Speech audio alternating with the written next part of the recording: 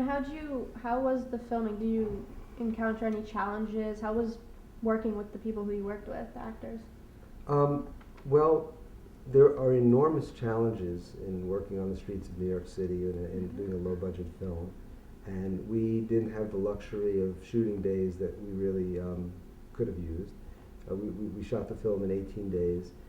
Some days we would cover 12 pages of script, which is probably 4 times what a big feature film might do, and that would some locations we would only have for a day, and we'd have to do all of those pages of script, which meant that you couldn't often get the kind of coverage that would help in the edit later on. When you want to shoot from different angles and different sizes and different.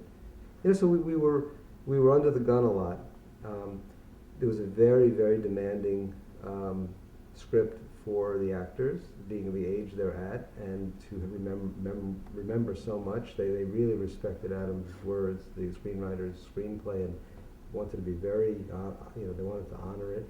So there wasn't much improvising. So there's a lot of trying to get it just right. So the challenges were time, the streets of New York, not being able to lock up large blocks with tons of extras and lots of PAs. But we had a great crew, very dedicated. The actors were dedicated. I as a first-time director, I needed all the help I could get, and they were maternal and paternal to me.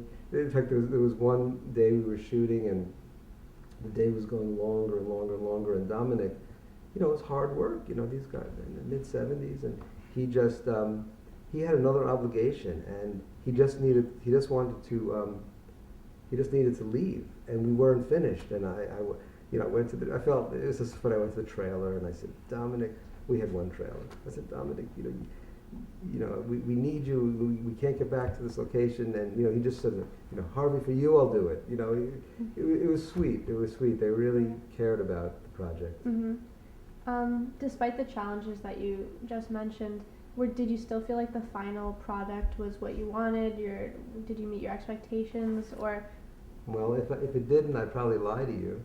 But there's 1,000 compromises you have to make a movie, and there's some things that I'm very aware of that I would like to have had a chance to have done differently. But in the end, the film has a lot of heart and a lot of love and a lot of care, and it might not be perfect, but it's really, I think, worthwhile, and it has a lot of integrity, and I think it's entertaining. People seem to like it, and they laugh, and they are touched, and it's not a comedy per se, but there's a lot of funny stuff, and I think you grow to find the characters very interesting, and the story. So yeah, it's hard to look at it for me right now, because all I see is what I would like to have done differently. Yeah, that's true. Actually, speaking of comedy, it made me think of how throughout the film there's kind of a very jazzy, subtle soundtrack that goes with it, and it's almost comical. So what other cinematic devices did you use to portray what you wanted to get conveyed through the film? Do you have a specific style, or? Well, it's again, first time filmmaker. I had lots of ideas. The cinematographer Derek McCain and I came up with ideas for how the camera would move, and how the camera's movement would signify or would kind of reinforce what was going on. And some of these ideas worked, some didn't. But music comes later, and I can't say I had a soundtrack in my mind when we were making it. We were fortunate to hire Dario Ashkenazi, who did the score, and talking about regrets, I wish I gave him more time and more musicians to really score the film in a fuller way. But people have noted the music, and where we use it, it really works. Another sound design is always important in films. We try to do things with recording wild sounds and bringing them in, and trying to create attention,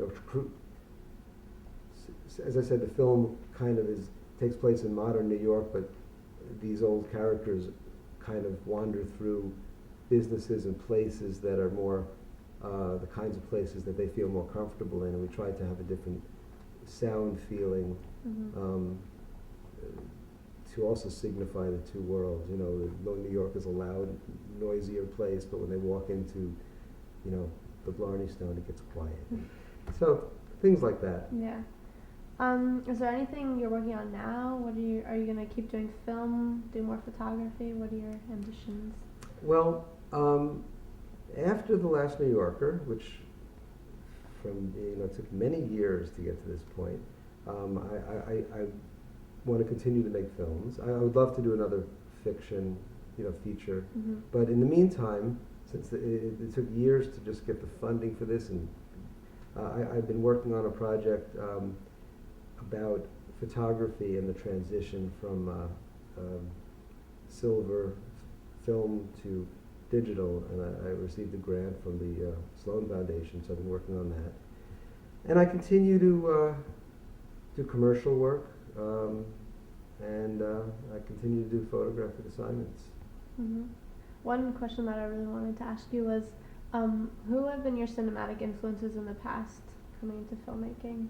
I love that question. Yeah. It's different for everyone. Yeah, I love movies, Mm-hmm. but I'm not like a scholar or student of movies. I like the Coen brothers, and I like Woody Allen, and my favorite actor is probably Harold Lloyd. I just have a wide kind of range of interests. Well, that's actually interesting because Woody Allen did a lot of, Manhattan. He did a lot of New York-based films, Mm-hmm. filming just like you did on the streets of New York. So do you think that you drew some influences from that subconsciously, or do you think... Nothing conscious. Or like an attraction to that type of film? Probably so. Probably there are probably radio days, or probably similar interests in looking back at New York, and also looking at the modern city. I mean, obviously New York is a big subject for Woody Allen, and but there was no conscious this script had to be done the way the script had to be done, and the budget dictated how we had to do it, and there are things sort of like each film, each project sort of has its own journey. Mm-hmm. One last question. What is your advice to Columbia students in going into the film industry, or like wanting to go into entertainment? Any advice to the younger folks? Well, my path is unusual, I think, in that I had a career as a photographer, and I sort of slipped into being a director as a lateral move, and I didn't really come up through the ranks. I mean, I wasn't a PA who became a gaffer, who became a DP, who became a director, where you learn the whole business. I would say it's probably really handy to know what a producer does, and just to know how to sort of learn the whole scope of a film project, what it takes.